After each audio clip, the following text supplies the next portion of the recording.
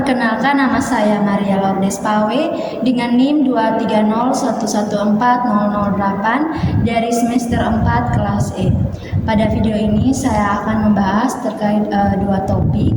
Dengan topik pertama yaitu hakikat dan konsep pendidikan perspektif global berwawasan keSD-an.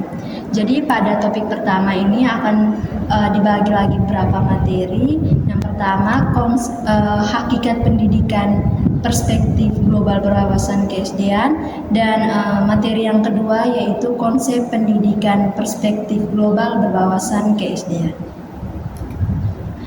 Nah, sebelum kita masuk kepada hakikat pendidikan perspektif global berwawasan keSD-an, kita harus tahu dulu apa itu perspektif, apa itu global, dan apa itu wawasan.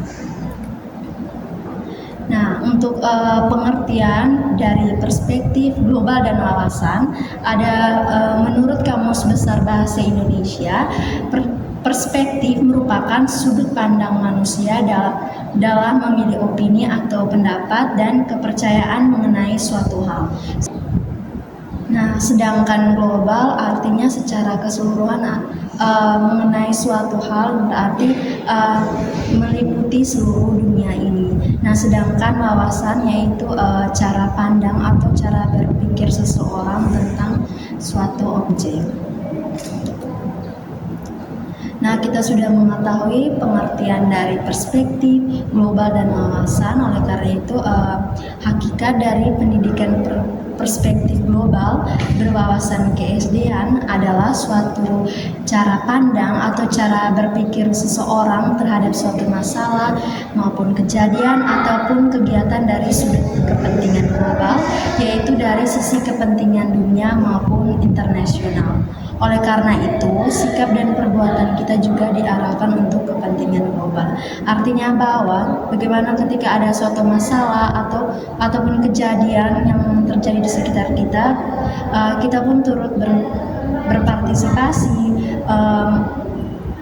mengemukakan pendapat kita ataupun kita berpikir supaya kita aktif dalam memecahkan suatu masalah, baik itu masalah ada di keluarga kita, sekitar lingkungan masyarakat kita.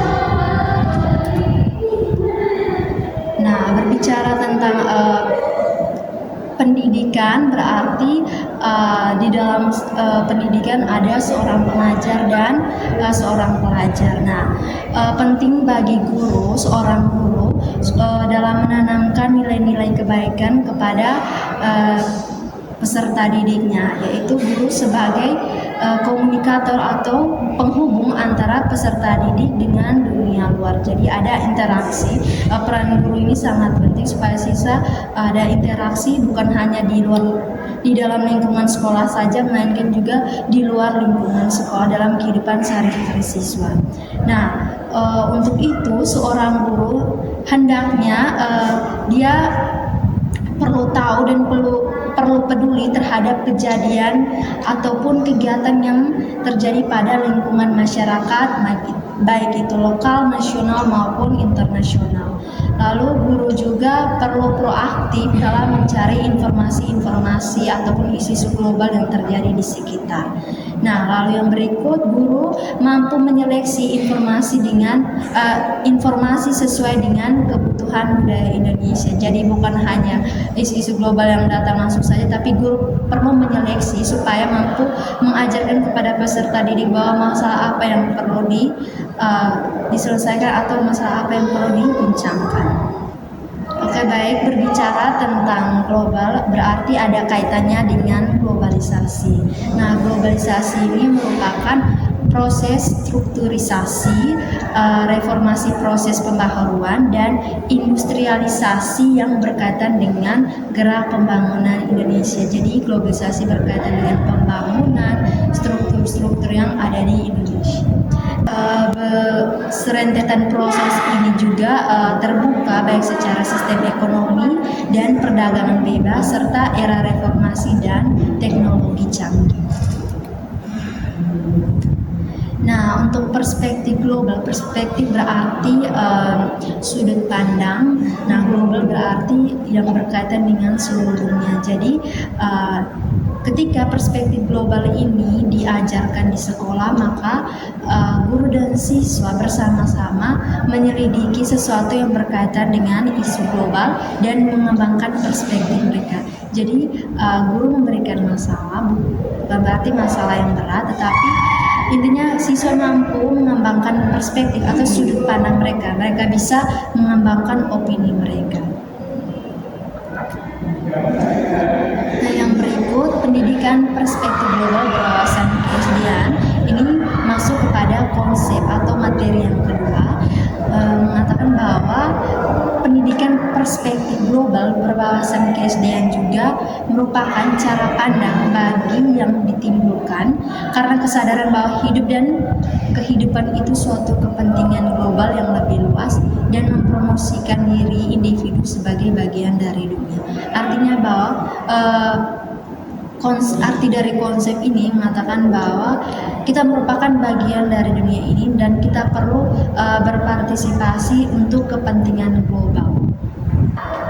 Oke, berbicara tentang pendidikan perspektif global berwawasan keesdian berarti berbicara juga tentang pendidikan global. Nah, pengertian pendidikan global ini merupakan upaya sistematis yang membentuk wawasan dan perspektif mahasiswa dan perspektif calon pendidik, karena melalui pendidikan global itu mereka dibekali materi secara utuh dan menyeluruh yang berkaitan dengan perspektif global berwawasan keesdian. Nah, pendidikan global yang diterapkan di perguruan tinggi ini mampu membekali siswa dengan beberapa materi dengan praktis supaya ketika mereka mengajar di beberapa sekolah dasar, mereka mampu menuangkan ilmu yang telah mereka pelajari selama di perguruan tinggi.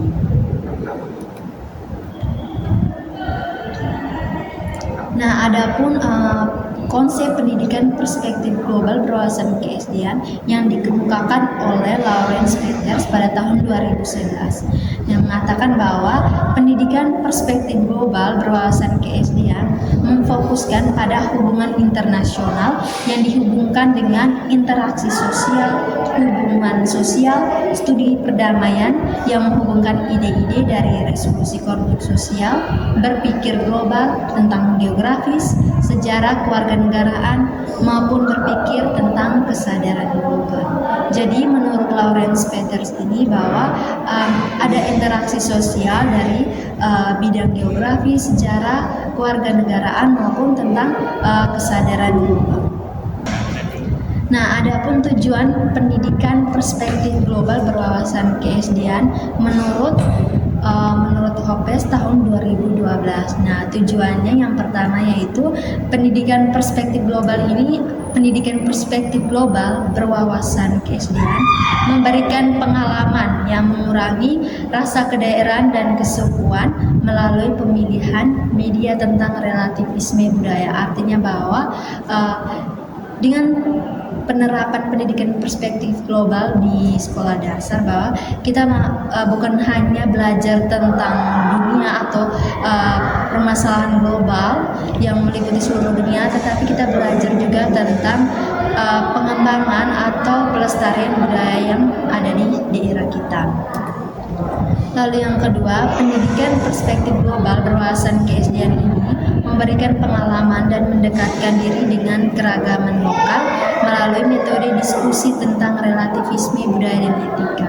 Nah, relativisme ini berarti bahwa kita jangan melulu berbicara tentang budaya yang ada di sekitar kita, melainkan kita berbicara tentang budaya yang ada di daerah kita sendiri dulu sebelum masuk ke budaya yang ada di daerah lain. Nah, ini perlu supaya warisan-warisan budaya itu tidak hilang di daerah kita masing-masing, dengan juga melestarikan kearifan lokal kita. Lalu tujuan yang ketiga ialah pendidikan perspektif global berwawasan keesdian ini memberikan pengalaman cara berpikir tentang diri sendiri sebagai individu, sebagai anggota masyarakat maupun sebagai warga suatu bangsa secara menyeluruh. Artinya bahwa kita merupakan warga negara, kita merupakan anggota masyarakat dan anggota dari keluarga kita.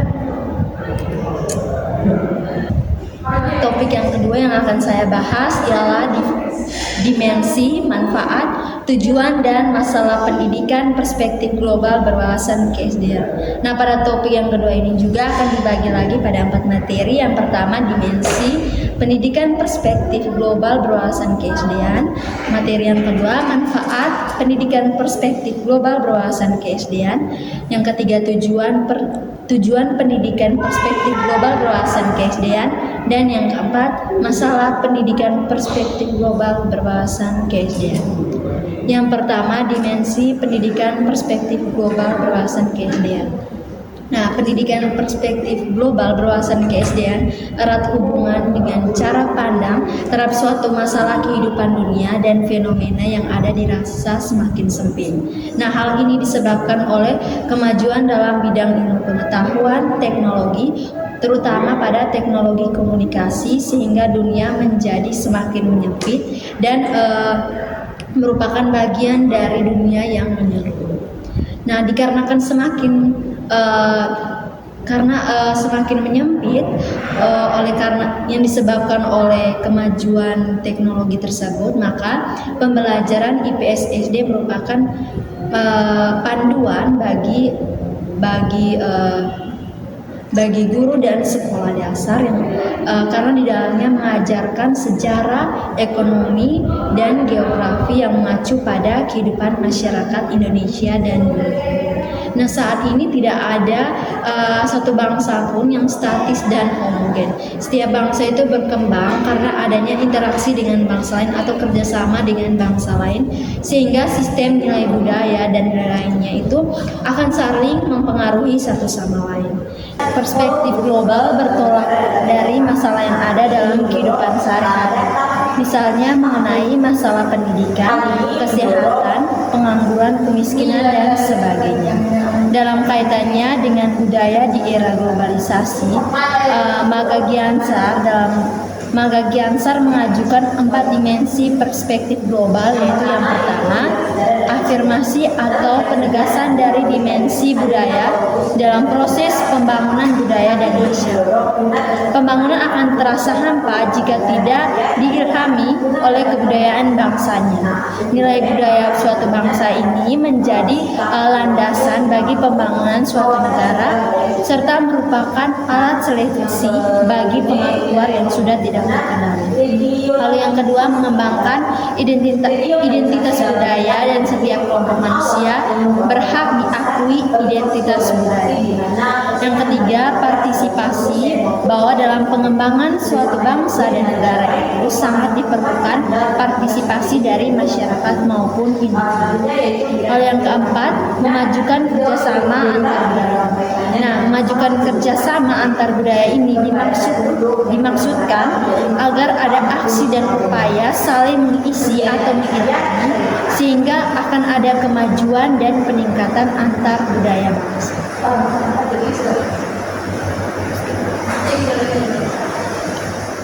Nah, materi yang berikut, manfaat pendidikan perspektif global berwawasan KSDN. Secara politis, peran negara bergeser dari penentu dan membuat wawasan kebangsaan menjadi penjaga stabilitas dan pengontrol politik baik di dalam maupun di luar negeri. Perlu disadari bahwa negara kita itu berhadapan dengan faktor luar yang sangat kuat. Oleh karena itu, peningkatan kerjasama dalam negara kita sendiri dan juga di negara lain dalam segala bidang perlu ditingkatkan. Negara harus bersifat terbuka dan bekerja sama satu sama lain dalam berbagai bidang untuk meningkatkan komitmen yang tinggi. Nah, negara juga harus beradaptasi dengan sistem yang terus berubah, aktif mengikuti dan mengadakan perubahan. Lalu ada beberapa manfaat mempelajari perspektif global ini. Yang pertama, meningkatkan wawasan dan kesadaran para pendidik dan peserta didik bahwa kita bukan hanya penghuni satu daerah, tetapi mempunyai ketergantungan dengan orang lain di belahan bumi yang lain. Oleh karena itu, sikap kita harus mencerminkan sikap ketergantungan. Lalu yang kedua, menambah wawasan, menambah dan memperluas pengetahuan kita tentang dunia, sehingga kita dapat mengikuti perkembangan dunia dalam berbagai aspek, terutama perkembangan ilmu pengetahuan dan teknologi. Lalu yang ketiga, dengan mempelajari perspektif global ini, kita dapat menyiapkan para mahasiswa ataupun calon pendidik untuk berpikir integral. Artinya bahwa ketika ada suatu masalah ini kita bukan hanya bukan berpikir buntu, tetapi kita mencari jalan keluar dengan mengembangkan strategi-strategi untuk pemecahan masalah sehingga gejala atau masalah tersebut dapat diselesaikan secara bersama-sama. Lalu yang keempat, dengan memberikan pendapat, memecahkan masalah ini, kita melatih kepekaan dan kepedulian seseorang terhadap perkembangan dunia dengan segala aspek. Lalu materi yang ketiga, tujuan pendidikan perspektif global berwawasan keSDM. Nah, mari file ini yang dikutip oleh Nursi tahun 2012, pada dasarnya pendidikan perspektif global berwawasan keSDM ini memiliki tujuan. Yang pertama, memberikan motivasi kepada para mahasiswa untuk mempelajari lebih banyak materi dan masalah yang berkaitan dengan global supaya ada bekal ketika mereka ingin terjun ke dunia pekerjaan. Lalu yang kedua, memberikan motivasi kepada mahasiswa untuk mempelajari masalah yang berkaitan dengan masalah lintas budaya. Bukan hanya tentang masalah global saja, tetapi lintas budaya juga perlu dipelajari. Nah, selain dua tujuan tadi, ada juga tujuan pokok atau dasar dari pendidikan perspektif global berwawasan keSDM, yaitu yang pertama, mengembangkan pengertian keberadaan mereka sebagai individu-individu yang membentuk masyarakat. Jadi dengan adanya pendidikan perspektif global berwawasan keSDM ini, bahwa individu itu memiliki hak asasinya sebagai anggota masyarakat, anggota keluarga maupun anggota dari suatu negara. Lalu yang kedua, mengembangkan pengertian bahwa mereka merupakan anggota dari masyarakatnya, seperti yang saya jelaskan tadi, bahwa perbedaan umur entah itu berumur di bawah 5 tahun itu merupakan anggota dari masyarakat. Lalu yang ketiga, mengembangkan pengertian bahwa mereka adalah penghuni planet bumi ini dan kehidupannya bergantung pada planet bumi tersebut. Artinya bahwa ketika kita sudah hidup di suatu daerah ini, kita juga turut berpartisipasi, bekerja sama dengan orang-orang yang ada di sekitar kita dan saling mempengaruhi. Lalu yang keempat, peserta didik harus diberi pengertian bahwa mereka adalah partisipan atau pelaku aktif dalam masyarakat global ini. Dan yang kelima, supaya kita mendidik peserta didik agar mempunyai kemampuan untuk hidup secara bijaksana dan bertanggung jawab sebagai individu, sebagai umat manusia dan sebagai insan penghuni planet bumi ini, serta sebagai anggota masyarakat bumi.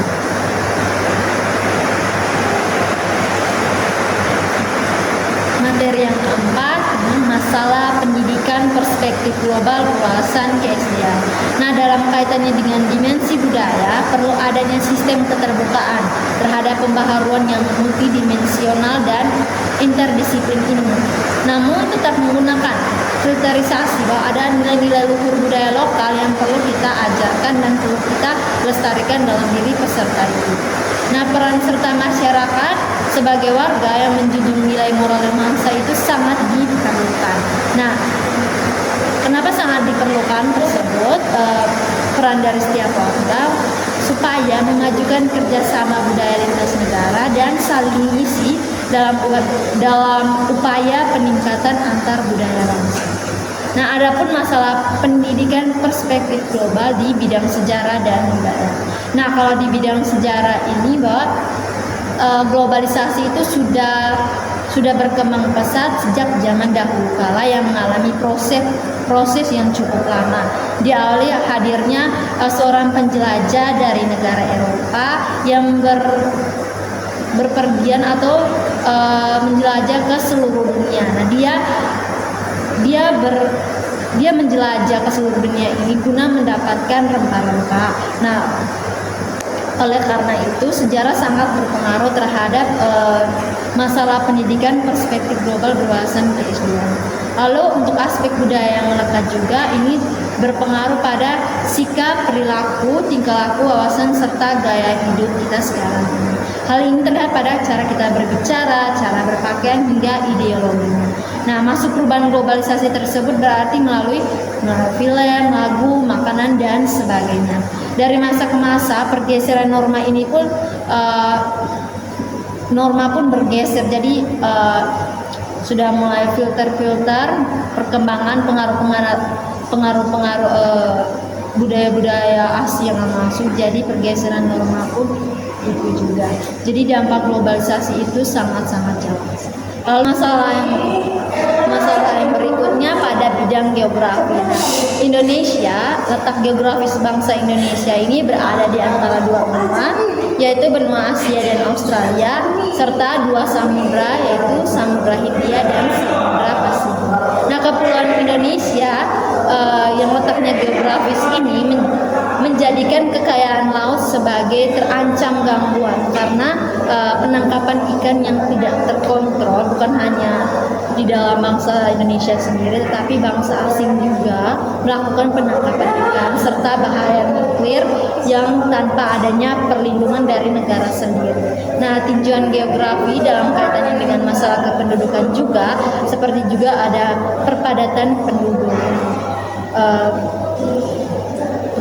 Kepadatan penduduk yang tidak merata di suatu daerah merupakan masalah lokal dan masalah global.